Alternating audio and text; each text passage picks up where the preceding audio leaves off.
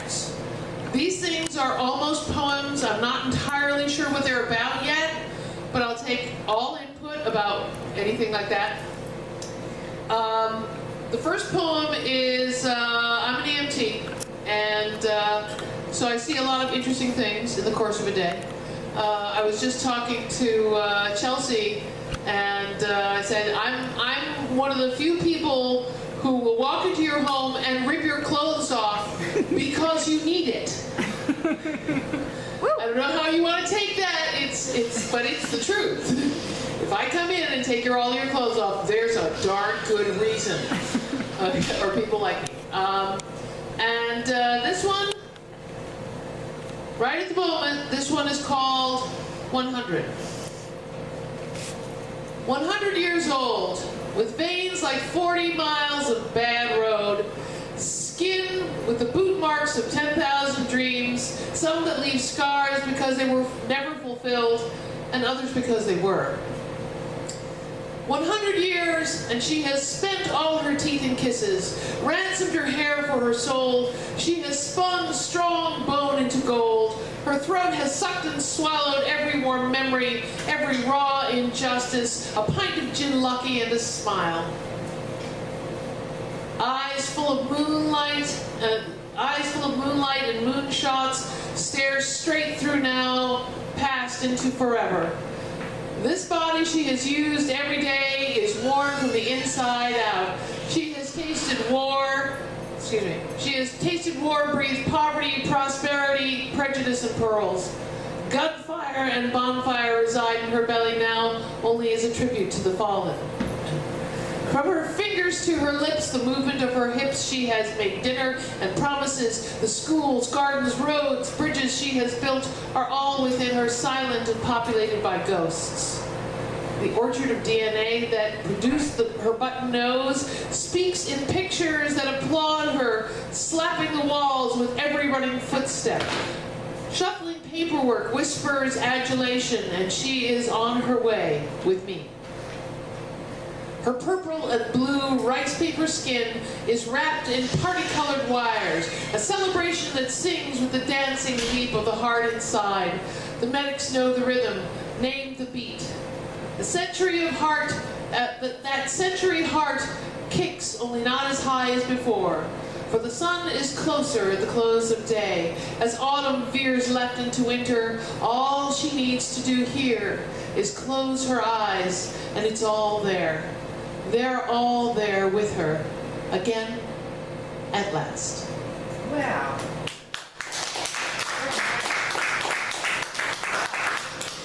And if you know more about what that poem's about than I do, please tell me. One of the things that poems do is they kind of, and Chelsea and I were talking about that, they sort of start to leap out and say, I want you to say something about me. But you're never entirely sure exactly what it is they want you to say. And sometimes what they want you to say is dumb. Oh, yeah, okay, I love it when you save something on your phone and it says discard changes. No! All right, forgive me while I save. Yay! Saving and done. All right. Do you feel that you're channeling this? I don't know about channeling this. Because it may not mean anything to you, but it spoke to me. Okay, cool. And sometimes when it is like channeling. You start to write words down that don't necessarily connect. They don't make a lot of sense. Right. They're kind of there, and it is a lot like free writing. I'm going to go for the next one. Forgive me while I find where this is on my phone.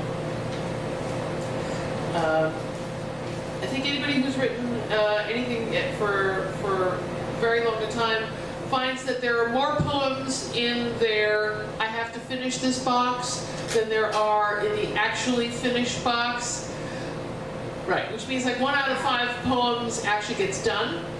So you have to write 100 poems to get 20 that are finished. And out of the 20 that are finished, you get about 5 good ones. Which means you have to write what? Chelsea, can you do the math? Before you get enough to actually make it worth publishing a book. A chapbook, 20 poems, takes forever. All right, this one is is an old lady rant.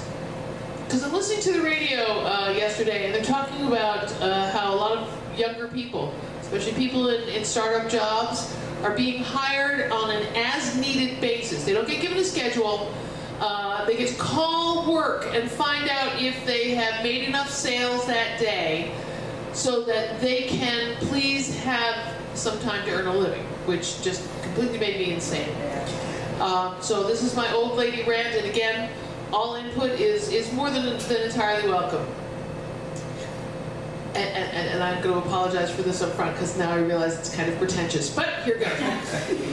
Generation distracted, fed a diet of media impossibility so that you'll ignore that working 7 days, open availability, means that the privilege of having a bed of your own is in the hands of an employer who parses your right to eat into profit points and manageable labor units, like a video game that distracts you, like the direct inject of heroin into your brain from your iPad. But don't worry. If you fail to make a career, can't hold a job because there isn't one, can't provide for a family, don't worry. You can reset and get another life. We wanted better for you than this. Every parent did. We never saw this media cocoon coming. Didn't know that you'd be swathed in personalized sound, blinded by endless video. What we did know was that too much candy rots your teeth and makes the dentist rich.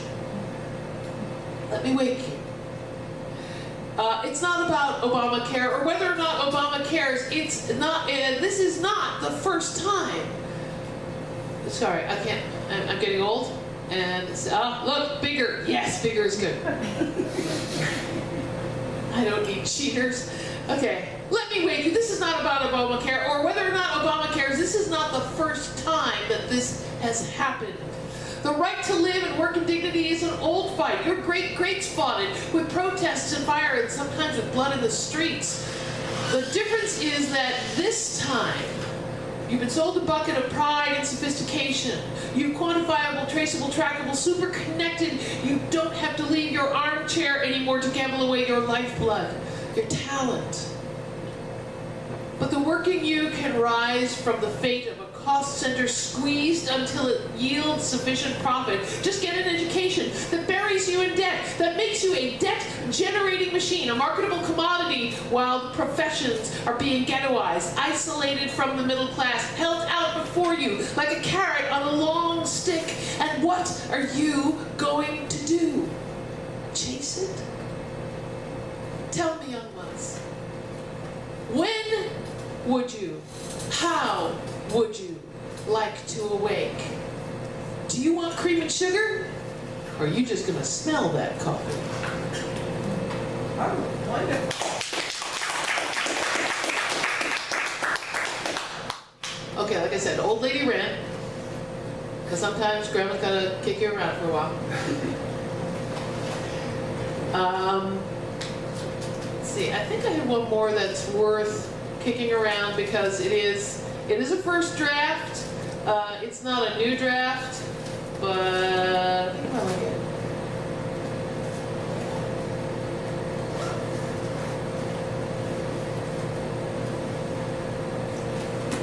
Actually, no, this is not a first draft. This one I read for Women of Song. I think you've heard this one, right? I believe. You remember that one? Which one? I believe. Oh, I believe. Yeah. That's the title. I thought you were saying you heard this one, I believe. Yes! I believe you heard it. Nothing like an ambiguous title to make your day. And mine. This one's called I Believe. This one was written because on NPR they had this really cool series called For This I Believe. And they ran it in the 60s, and then they ran it again about a year or two ago. And people were producing these marvelous essays, really coherent, well thought out, visionary essays about what they believed. And whether you shared their belief or not, they were just wonderful. So I settled in and I said, I'm going to write one of these. And I couldn't. Because I was not that focused. Hey, come on in. Come on down. Welcome. Sit. So writing one of those well-focused visionary essays was a problem for me because I realized a couple of things. First of all, I'm not that focused. I don't know if anybody else has this problem. There's, a shiny object over there, and all of a sudden I believe, no, it's okay. And the second thing is I realized that there are many things that I believe in, none of them is really cohesive. So I started to write this poem based on the 4 different major voices that I found myself when I started to say, for this I believe, to myself. And these are the responses that I got. I believe in delight. I believe in whimsy. I believe there better be coffee or there'll be hell to pay. I believe in heart attacks that have you pissing yourself and wondering if there have been enough goodbyes. I believe in jokes, cruel and otherwise. I believe in the inimitable power of time to relieve us of our burdens and delusions. I believe in first times and second chances and third degrees and home, most of all home. I believe in yard sales, cherished mementos on the mantle, in cleaning out the garage before that damn thing explodes. I believe in sunny places and blue skies, and sunny places and blue skies and white clouds that turn to black clouds. I believe in scattered heaps of ephemera trailing behind the storm. I believe in the inspiring power of loss. I believe in hard lessons and good teachers, in fierce compassion and quiet celebration. I believe that the pressure of a good laugh can dislodge the sorrow that's choking you. I believe in letting go and forgiving, except for you filthy dog. I believe that we should hug our dogs and curb our children. I believe that children can do horrid, cruel things if you show them how. I believe that growing up is a feast of experience, not a dreary day when they take away your joy. I believe that in punishment and spanking, I believe that a little pain can prevent a whole world of suffering. I believe that there is a place in this world for real, honest violence, just not in your home or anyone else's. I believe that how you live and whom you love is no one else's business. That black and white, yes and no, don't even cover it. That there are more than 50 shades of delight in breathing. I believe that tomorrow's sunrise is more perfect because it is not guaranteed. I believe that that we are formed. Sorry, it's the old lady thing. I believe that we are formed by heartache and smoothed by failure, that we are shaped by wind and flail, and that the hammer strike of thoughtless cruelty, that courage is hot summer wind that can strip away the soft meat and sharpen you until you are nothing but singing blade. I believe that disaster makes us beautiful, that life is exquisite even when it makes no sense. I believe that we are all going to make it, but only as far as we go. I believe that everybody wins, if you say so.